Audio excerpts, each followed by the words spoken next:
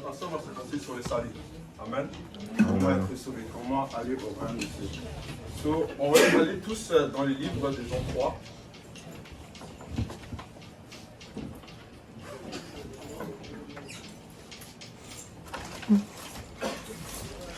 Verset 1 à 3, s'il vous plaît.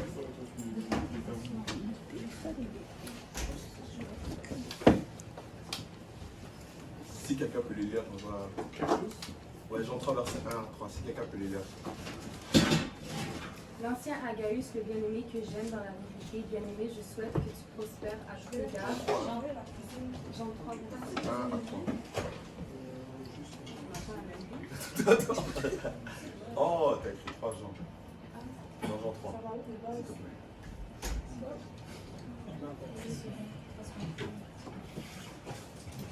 Mais il y a lieu un homme entre les pharisiens nommé Nicodème, un chef des Juifs, qui vint lui auprès de Jésus de nuit et lui dit: Rabbi, nous savons que tu es un docteur venu de Dieu, car personne ne peut faire ces miracles que tu fais si Dieu n'est avec lui. Jésus lui répondit: En vérité, je te le dis, si un homme ne naît de nouveau, il ne peut voir le royaume de Dieu. Amen. Et on sait tous qui est Jésus-Christ. Bon, la plupart d'entre nous savons pourquoi. Et Nicodème, en fait, c'était un pharisien, right? Les pharisiens, les juifs en fait, voulaient crucifier Jésus. Vous savez pourquoi ils voulaient le crucifier? Parce qu'ils disaient qu'il blasphémait. Si nous allons dans le livre de Jean 8, verset 58, je vais le lire.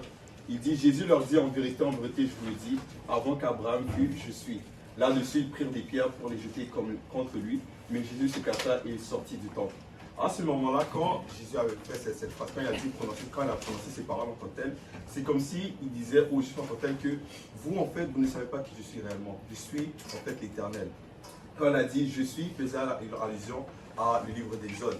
Quand Moïse, en fait, quand Moïse avait rencontré le buisson ardent au feu et que par-ci il parlait avec l'Éternel, l'Éternel va dire va et dis-leur que je suis en fait ton voix en tant que tel. Et à ce moment-là, il faisait allusion à cela. Nous savons tous que Jésus-Christ est Dieu. Amen. Tout le monde est d'accord avec moi. Ça, c'est un autre débat. Mais nous savons tous que Jésus-Christ est Dieu. Mais pourquoi Nicodème est venu dans la nuit? C'est parce qu'il avait peur d'aller le jour. Il avait peur que les gens le voient. Parfois, nous, chrétiens, en tant que tels, nous savons qu'est-ce que nous devons faire. Nous savons vers qui aller et vers qui ne pas aller. Je parlais de ça mardi, à l'étude de collège mise en œuvre, qu'en fait, il y a un prophète dans les livres de rois que lui, personne ne voulait aller vers lui. Parce qu'à chaque fois que tu allais vers lui, il te donnait une mauvaise parole. Imagine que tu cognes à la porte de quelqu'un, tu sais que cette personne-là a une parole de l'Éternel pour toi. Mais à chaque fois que tu vas là-bas, il te dit des choses dures. Il te dit ouais, tu dois faire quelque chose, telle chose, et toi ça te fait mal en tant que tel. Nous savons vers qui aller, mais parfois nous allons éviter cela pour faire notre propre volonté. Et Nicodème, il est venu dans la nuit. Il est venu dans la nuit pour parler à Jésus. Il dit que, en fait, quand Jésus-Christ faisait des miracles, il savait que c'est pas n'importe qui fait des miracles comme ça. C'est sûr qu'il vient de Dieu. Par la suite, il dit que Jésus lui répondit: en vérité, je te le dis, si un homme naît de nouveau, il ne peut voir le royaume de Dieu. Par la suite, il dit, Nicodème lui dit: comment un homme peut-il naître quand il est vieux? Peut-il rentrer dans le sein de sa mère et naître? Jésus répondit: en vérité, je te le dis, un homme naît d'eau, et si un homme naît d'eau et l'esprit, il ne peut entrer dans le royaume de Dieu. So, on voit bien qu'à ce moment-là, dans Jean 3, verset 5, c'est comme si c'est sanitaire. Tu as besoin de te faire baptiser pour être en mesure de pouvoir aller dans le royaume de Dieu. Tu as besoin de naître d'eau et tu as aussi besoin de naître d'esprit. Et vous allez voir que le plan de salut est là depuis en fait le début, depuis Genèse même. Même dans le livre de Genèse 3, vous allez voir avec l'arbre la connaissance du bien et du mal. Dans Genèse 3, verset 15, on va dire que l'Éternel va parler, il va dire que je mettrai inimité entre ta postérité et sa postérité. Il parlait au serpent et à Ève.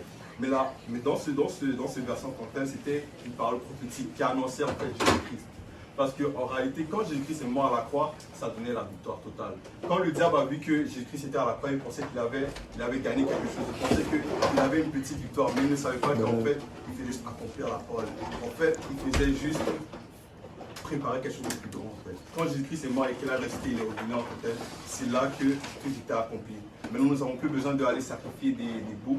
Nous n'avons plus besoin d'aller dehors acheter des chèvres et tout ça. Je ne sais même pas de nos jours c'est combien acheter une chèvre. Mais je sais que c'est cher. Mais on n'a plus besoin de faire ça et couler de sang parce que Jésus avait tout payé à la croix. Mais si on peut aller dans le livre de 1 Corinthiens, là c'est 2 à 8, si quelqu'un peut le lire.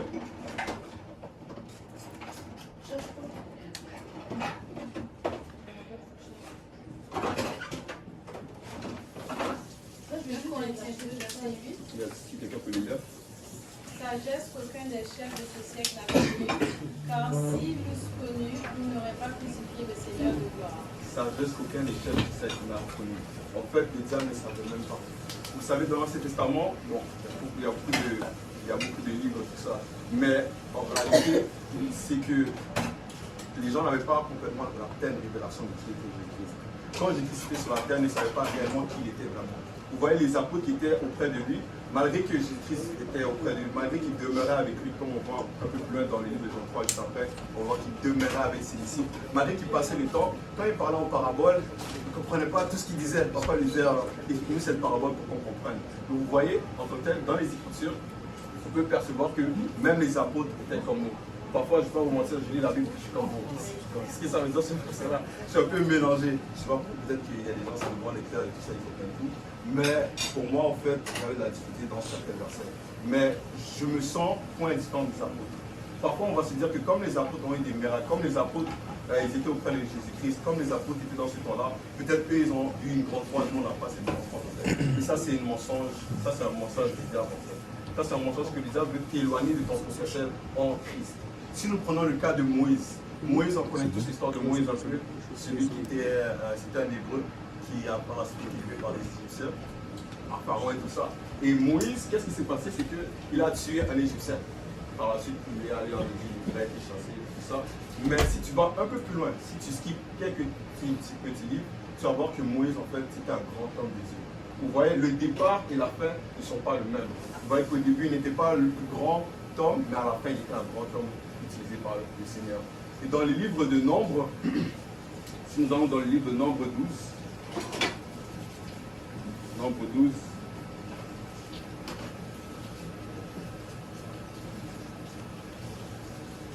verset 3, la Bible dit que et l'Éternel l'entendit. Or, Moïse était un homme fort patient, plus qu'aucun homme sur la face de la terre. Mais vous voyez pourquoi ce verset est là? C'est parce que juste avant, Marie et Aaron parlèrent contre Moïse.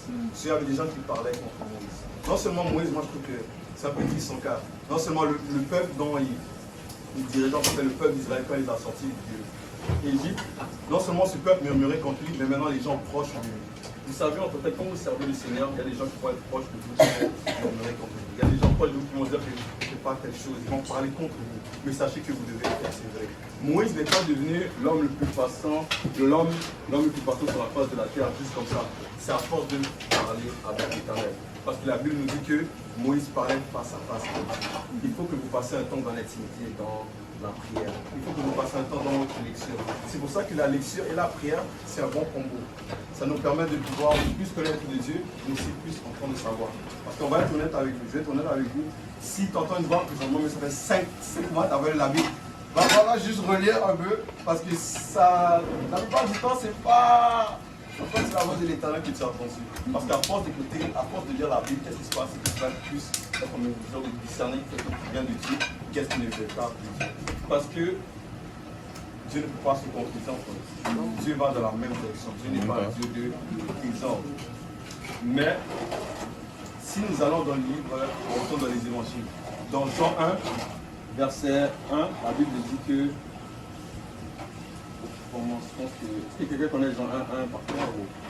Je peux les dire. Amen. Donc, au commencement était la parole, et la parole était avec Dieu, et la parole était Dieu. Elle était au commencement avec Dieu. Toutes choses ont été faites par elle, et rien de ce qui a été fait n'a été fait sans elle. Maintenant, la parole de Dieu, c'est quoi? C'est qu'est-ce qui nous guide pour aller au royaume de Dieu? Qu'est-ce qui nous guide pour connaître Dieu en fait? On est tous d'accord? Soit en réalité, c'est une boussole. Maintenant, cette parole, c'est être chair. Donc, Jésus-Christ, c'est le chemin. Est-ce que vous me suivez? Donc, si nous allons dans le livre de Jean 14, la Bible dit que, dans Jean 14, verset 5, la Bible dit que Thomas lui dit, Seigneur, nous savons où tu vas. Comment pouvons savoir le chemin? Jésus lui dit, je suis le chemin, la vérité et la vie. Nul ne vient au Père que par moi. Donc si tu vas le ralentir, tu dois passer par Jésus. Si tu vas le ralentir, tu dois passer par ces enseignements. La raison pourquoi on dit que les apôtres en tant que tels sont des disciples, c'est parce qu'ils ont reçu un enseignement, l'enseignement de Jésus, parce qu'ils demeuraient avec lui. Mais ces disciples n'étaient pas parfaits au départ, parce qu'ils sont devenus des grands hommes de Dieu. Nous pouvons le voir que si nous allons dans les Écritures, au commencement en fait d'un homme de Dieu, c'est toujours pas le meilleur. Il n'est pas le meilleur dans son domaine, il n'est pas le niveau là où il devrait être. Mais par juste de forcer, juste de marcher avec le Seigneur, juste de passer du temps avec l'Éternel, tu vas voir que tu es arrivé dans la position que tu dois avoir. Parce que les apôtres ont passé du temps avec Jésus. Ils parlaient avec lui. Moïse parlait face à face avec l'Éternel. Nous voyons que l'intimité, plus que tu es proche avec le Seigneur, plus que tu es proche avec lui, plus que Dieu te remplit de zèle, de flux pour lui. Vous allez voir que les apôtres étaient prêts à mourir. Même Pierre, lui, dit que quand il est mort, peut-être qu'on a retourné la croix. Vous savez pourquoi on a retourné la croix? Parce qu'il se disait qu'il n'était même pas digne de mourir de la même façon que Jésus-Christ. Vous voyez que tellement ce feu l'a impacté, tellement passer du temps avec le Seigneur l'a impacté qu'il était juste trop littéralement zélé pour le Seigneur. Et Pierre, en fait, c'est quelqu'un que j'aime prendre comme exemple, parce que Pierre, on sait tous que c'est la personne qui a régné Jésus 3 fois, right? Bon, moi, je dis c'est quand même un peu fou. Tu vois Jésus, Dieu, malgré dans la chair, quand tu arrives à revenir, vrai que lui, il fait des miracles devant toi, il y a un boiteux là, on va dire qu'il est en chaise roulante, il dit marche, là il marche. Après, quand il part, maintenant tu commences à douter. Moi, je trouve que c'est un peu drôle. Mais vous voyez que malgré qu'il a renié, malgré qu'il a fait des fautes en possède, par la suite, sinon il n'a pas empêché d'être sauvé par la suite. Il s'est repenti et par suite la persévérance du Seigneur. Vous allez voir que dans votre marche avec Dieu, vous allez faire des erreurs. Mais ce n'est pas les erreurs qui vont vous définir, c'est comment tu vas réagir par rapport à cela. Si tu fais une erreur, relève-toi et vas-y. J'étais aux États-Unis à la conférence générale et il avait dit quelque chose de vraiment touchant. Il avait dit que pour être un bon gagneur d'âme, tu dois être un mauvais gagneur d'âme. Si tu veux être un bon homme de Dieu ou une bonne femme de Dieu, tu vas être vraiment une mauvaise femme de Dieu, une mauvaise femme de Dieu. Sache qu'il y a un mauvais, tu vas avoir un mauvais d'abord. Tu vas avoir au départ, tu vas être mauvais, mais par la suite, tu vas voir que tu vas accomplir ce que le Seigneur a placé pour toi. Et retournons dans le concept que Jésus est la parole de Dieu manifestée dans la chair. Si nous savons que la Bible en tant que telle est une boussole pour nous, ça veut dire que Jésus-Christ est une boussole pour nous, parce qu'il est la parole manifestée dans la chair. Et vous allez voir qu'à chaque fois que on regarde les Écritures, à chaque fois que Dieu fait la création, peut-être il parle. Vous devez laisser Jésus-Christ parler dans votre vie. Vous devez obéir à la livre de Jean 3, verset 5. Il dit que si quelqu'un naît doué d'esprit, il ne peut rentrer dans le royaume du ciel. Et si nous lisons Jean 3, verset 8, la Bible dit que le vent souffle où il veut et tu entends le bruit, mais tu ne sais d'où il vient, ni où il va. Il en est ainsi de tout homme qui est né de l'Esprit. C'est comme si Jésus-Christ nous donne comment repérer si quelqu'un a reçu le Saint-Esprit, comment quelqu'un est né de l'Esprit. Et si nous allons dans le livre de Actes 2, versets 1 à 5, la Bible dit que le jour de la Pentecôte, ils étaient tous ensemble dans le même lieu.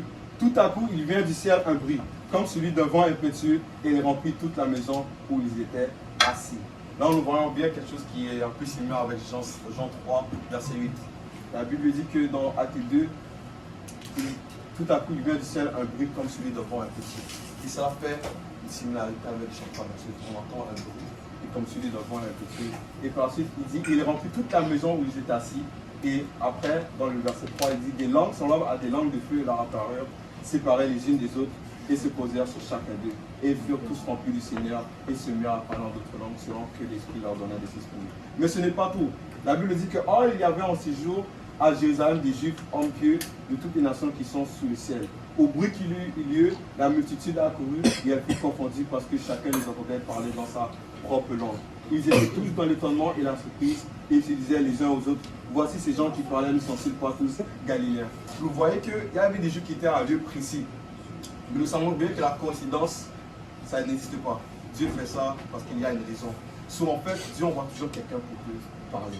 Nous voyons bien que les Juifs étaient à un moment, mais ce n'était pas par coïncidence. Dieu a fait en sorte qu'ils soient là, pour qu'ils puissent entendre les gens qui parlent en ce moment, pour qu'ils puissent entendre la bonne nouvelle qui va être prononcée. Sachez que nous ne sommes pas là par coïncidence. Nous ne sommes pas là par hasard, nous sommes là parce que Dieu appelle chacun d'entre nous. L'appel de Dieu n'est pas seulement dans le ministère, mais l'appel de Dieu peut être aussi dans la reconnaissance. L'appel de Dieu peut être aussi dans ce que Dieu veut que tu fasses pour la terre en tant que telle. L'appel de Dieu peut être pris pour plusieurs choses. Mais sachez que Dieu vous appelle ici en ce lieu. Certains d'entre nous ne sommes peut-être pas baptisés, certains d'entre nous ne sommes pas là où nous devons être. Mais sache que Dieu t'appelle à prendre de la bonne décision et d'aller là où le Seigneur veut. Amen. Par la suite, la Bible dit que ils étaient tous dans l'étonnement et la surprise. Ils se disaient les uns aux autres, voici ces gens qui parlent, ne sont-ils pas tous galiléens? Et comment les entendons-nous dans notre propre langue, à chacun notre langue maternelle? Les gens de Parthèse, Médès et Lamite, ils étaient là. Et par la suite, il dit que ceux qui habitent dans la Mésopotamie, la Judée, la Cappadoce, le Pont, l'Asie, la Phrygie, la Phrygie, l'Égypte, les territoires de la Libye, voisine de Cyrène, et ceux qui sont venus de Rome, juifs, prosaïques, et arabes. Il y avait des gens de partout. Donc l'église ne doit pas être seulement avec des Haïtiens, ou seulement des Africains. L'église doit avoir un peu de tout. C'est pour ça que l'église doit être multiculturelle. Tu dois rentrer, tu dois avoir un gars, tu dis Mano, c'est un latino, un autre tu vas c'est un Ivoirien, un autre tu vas à gauche, c'est un Haïtien, après un Camerounais, il y a un Camerounais, pas du tout ça. Il faut que tu vas du Cameroun, tu vois un peu de tout. C'est comme ça que l'église doit être. Amen. Amen. Par la suite, on va voir qu'il va commencer un peu à prêcher l'évangile. Mais ce que je veux que vous preniez en note, c'est Acte 2, verset 37. Acte 2, 37 dit qu'après avoir entendu ce discours, ils eurent leur cœur vivement touché et ils dirent à Pierre et aux autres apôtres, hommes frères, que ferons-nous? Hommes frères, que ferons-nous? Vous voyez qu'il y avait des personnes, il y avait deux réactions, si vous avez bien écouté ce que je disais tout à l'heure. Il y a des personnes qui ont été intéressées, ils ont écouté le message, parce que Pierre leur disait, et par la suite ils vont leur dire, hommes frères, que ferons-nous? Mais il y a d'autres personnes, en fait, ils ont cru qu'ils étaient juste remplis de vin. Il y a deux réactions avec le Seigneur.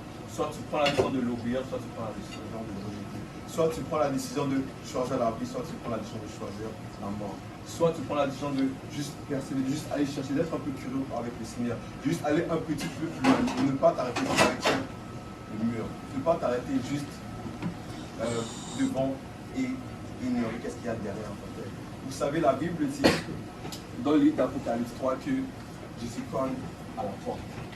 Il attend que quelqu'un vienne. Ne t'arrête pas juste devant la porte et reste là. Ouvre cette porte. Et regarde ce qu'il y a derrière. Parce que Jésus-Christ t'attend. Et maintenant, vous voyez qu'il y a deux réactions. Par la suite, dans Acte 2, verset 38, il dit, Pierre leur dit, répentez-vous et que chacun de vous soit baptisé au nom de Jésus-Christ pour le pardon de vos péchés et vous recevrez le don du Saint-Esprit. Car la promesse est pour vous, pour vos enfants et pour tous ceux qui sont au loin, et aussi grand nombre que le Seigneur, notre Dieu, les appellera. La Bible dit que car la promesse est pour vous, pour vos enfants, et pour tous ceux qui sont au loin, on aussi grand nombre que le Seigneur, notre Dieu, les appellera. Donc cela ne s'arrête pas aux apôtres. Cela continue. Oh, Nathalie là, peut-être que vous pouvez me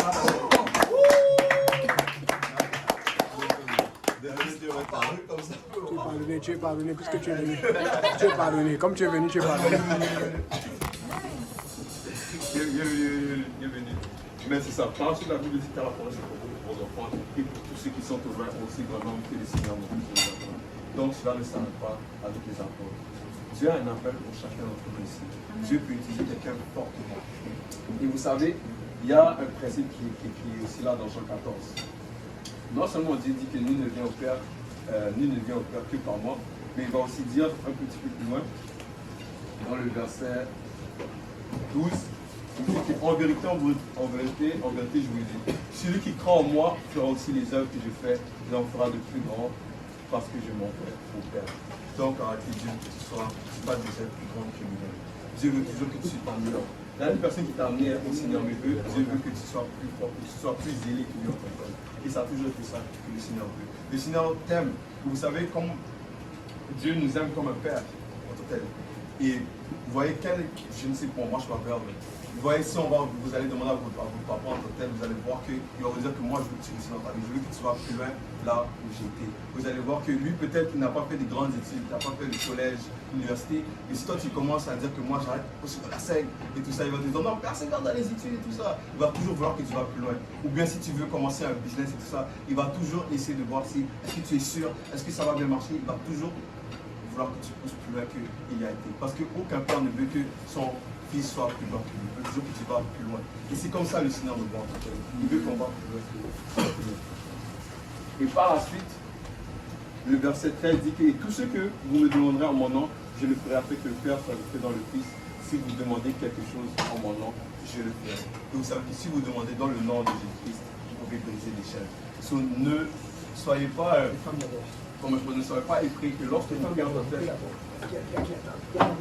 ne soyez pas effrayés que quand vous êtes en train de prier, d'invoquer le nom de Jésus-Christ, parce que cela brise les chaînes. Et par la suite, on va retourner dans le livre de Actes 2, 38. La Bible dit que allez les baptiser au nom de Jésus-Christ et vous recevez le don du Saint-Esprit. Donc vous pouvez voir que ça, c'est la nouvelle naissance. Pour naître d'eau en tant que tel, il faut que tu te baptises au nom de Jésus-Christ. Et pour naître d'esprit, il faut que tu reçois le don du Saint-Esprit. Et que tu parles comme la Bible le dit. Et c'est ça en fait mon exhortation, que quelqu'un en fait répond à l'appel de Dieu dans ta vie. La Bible dit aussi dans le livre de Matthieu 22, verset 14. Car il y a beaucoup d'appelés, mais peu d'élus. Il faut que quelqu'un réponde à l'appel spirituel dans ta vie. Certes, beaucoup sont appelés, mais peu répondent à cet appel. Mais ce peu en tant que tel, Dieu peut faire de grandes choses avec eux. S'il y a 3 personnes ici qui sont prêtes à suivre le Seigneur, Dieu peut faire de grandes choses avec ces 3 personnes. Avec 12 personnes, il est en mesure de chambouler le monde. Alors je crois qu'avec peu de personnes, il est capable de faire cela.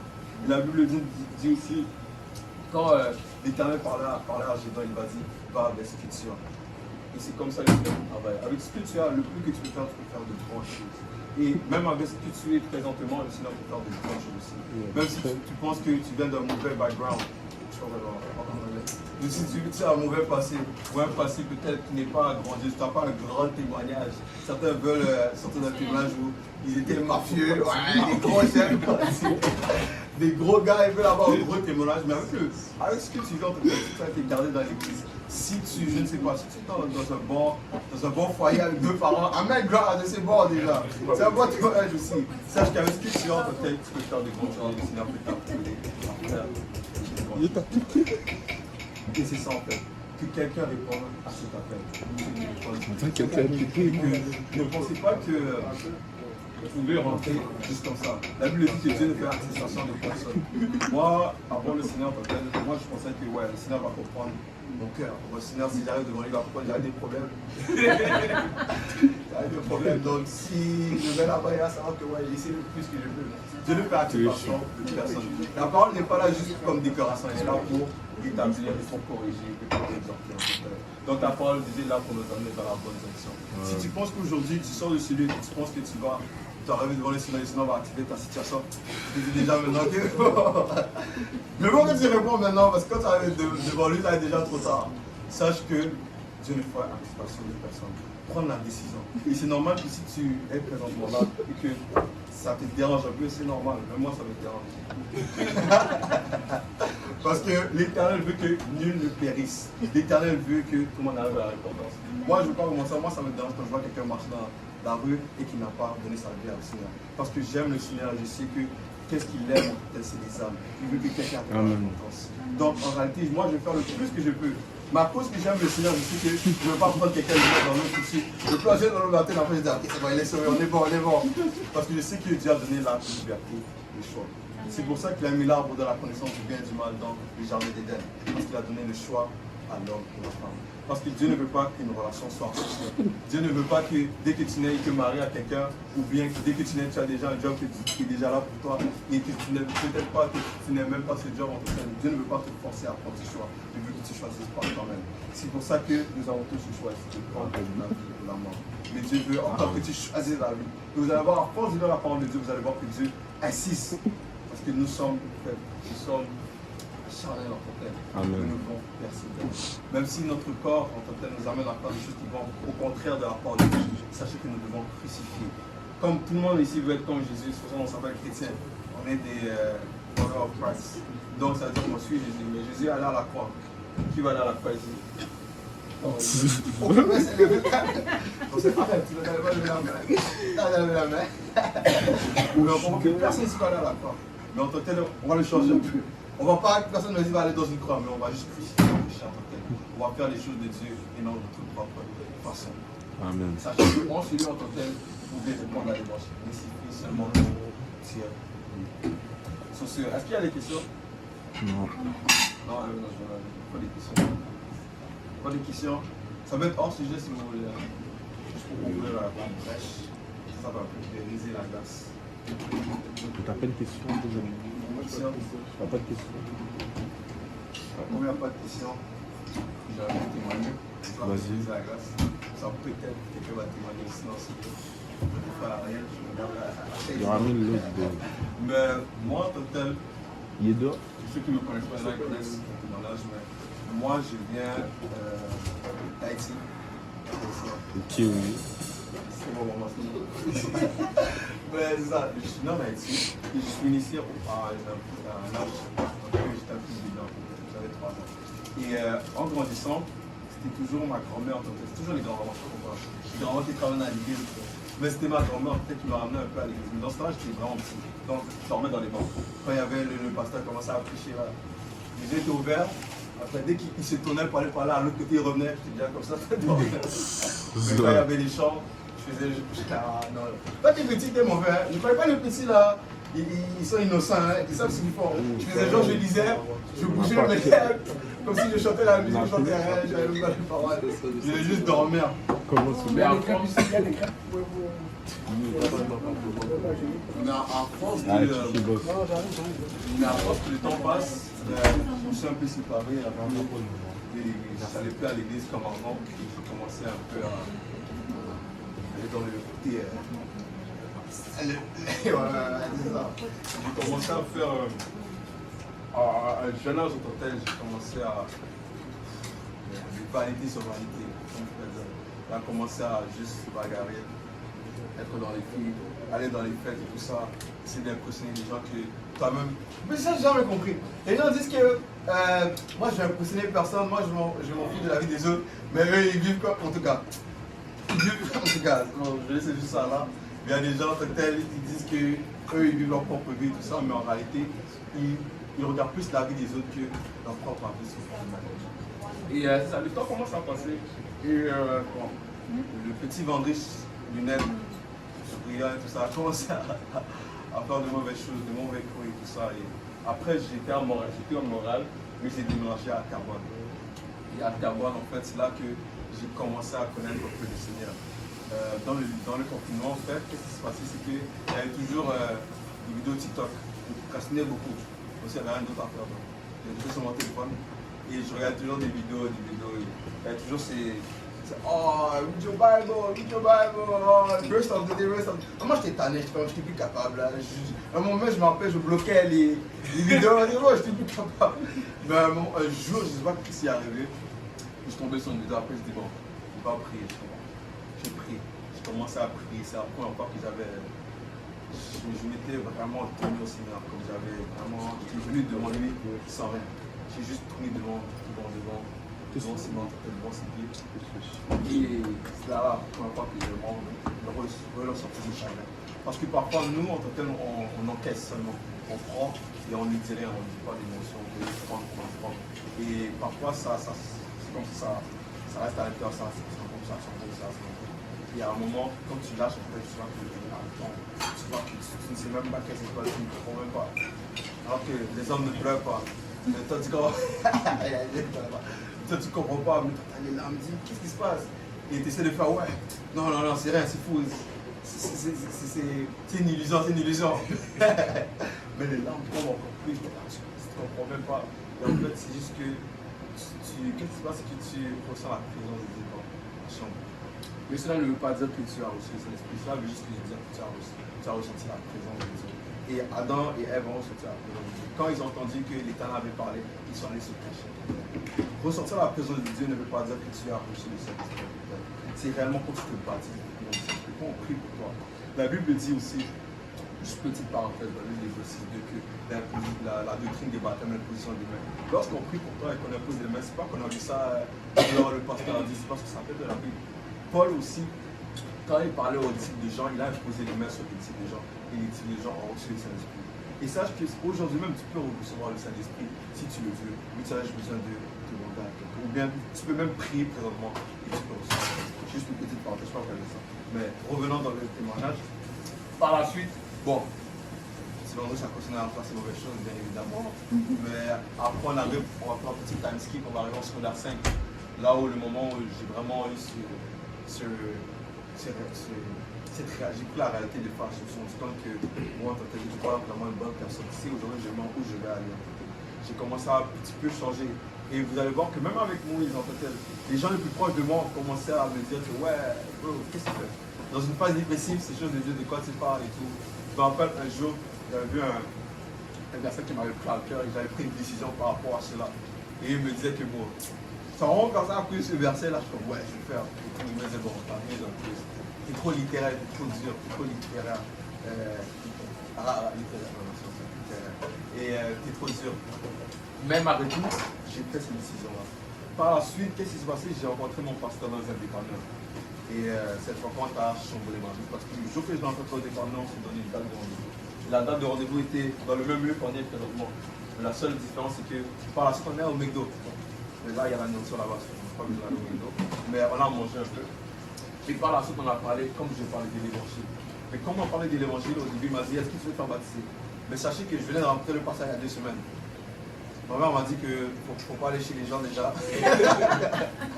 Moi, je vais chez les gens. Là, le pasteur me baptise déjà beaucoup là. J'ai déjà fait un grand pas là. Mais sachez que quand il a prêché l'évangile, j'avais la conviction. Mais sauf que moi, j'étais une personne que je ne faisais pas ça pour les autres, je faisais vraiment ça pour moi. Et quand on me disait, fais-moi, tu fais pas baptiser. C'est comme, ah, Baptiste était là, oh, Baptiste était là, il était là, c'est vrai. Baptiste était là. Les gars me disaient, putain, baptiser et tout. Je suis comme, non, peut-être demain, peut-être demain, tu seras encore. Et à la minute que je suis entré dans la voiture, vous voyez, c'est quand tu es seul que tu remarques vous voyez, quand tu es seul, quand il n'y a plus personne autour de toi, c'est là que tu remets ta vie en question. C'est là que tu dis, est-ce que vraiment je suis en règle avec Dieu? Et tu vois, cette pensée m'a vraiment, ça a été le moment. Et quand tu dis, est-ce que parce que je veux me faire baptiser. Je ne sais pas quelle raison banale j'ai essayé de trouver pour dire que, ouais, peut-être plus tard. Alors que l'évangile, en tout cas, je vais faire aujourd'hui même. Et quand j'étais dans la voiture, je me suis dit non, je vais me faire baptiser. Même le pasteur était étonné, il est comme, qu'est-ce que c'est ça? Mais c'est ça, apprendre à démarrer à la voiture, on est là, je me suis fait baptiser, j'ai commencé cette affaire. Et les premiers 6 mois de ma vie, en tout cas, amen, alléluia, gloire à Dieu. Si vous avez besoin de savoir, on va se parler après. Mais c'était pas le meilleur 6 mois de ma vie. Ceci dit, j'ai quand même persévéré avec le Seigneur. Parfois, tu vas toujours regarder le présent, mais regarde le futur, regarde où tu vas aller. Et tu vas savoir que cela va te motiver dans ta marche. C'est pour ça que la Bible dit que celui qui persévère jusqu'à la fin sera sauvé. Donc il faut que tu persévères. Et par la suite, bon, 2 ans plus tard, je suis là, en train de faire l'étude dans la maison. J'ai pris une TV de passer à Nice. Et je sens que le Seigneur a fait quelqu'un ici à juste prendre des décisions. Et c'est ça. Et alléluia, amen, gloire à Dieu.